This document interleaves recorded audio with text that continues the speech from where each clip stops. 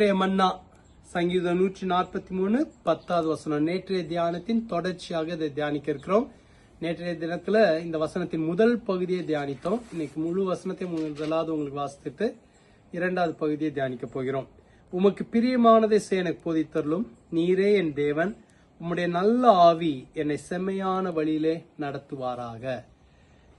தாவீது பண்ணின ஒரு மற்றொரு ஜெபம், உம்முடைய நல்ல ஆவி என்னை செம்மையான வழியிலே நடத்துவாராக. செம்மையான வழிகள் என்று ஒன்று உண்டு, அது கர்த்தருடைய வழிகள். நம்முடைய வழிகளில் நடப்பதை காட்டிலும் கர்த்தருடைய வழிகளில் நடப்பதுதான் நமக்கு சிறந்தது.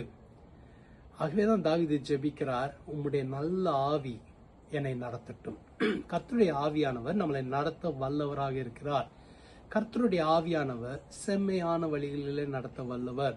நமக்கு முன்பாக சில வழிகள் இருக்கிறது, ஆனால் கர்த்தருடைய வழிதான் செம்மையான வழியாக இருக்க முடியும்.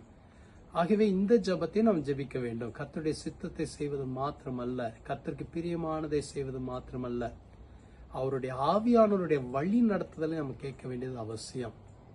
அவர் நம்மளை நடத்தும் போது நேர்த்தியான இடங்களிலே கொண்டு போய் நிறுத்துவார்.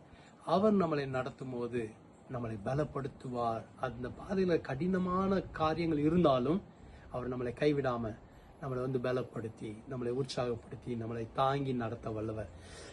ஆகவே நாமளும் இந்த ஜெபத்தை செய்ய வேண்டும். உம்முடைய நல்ல ஆவி செம்மையான வழியில என்னை நடத்துவாராக. ஜெபிக்கலாமா?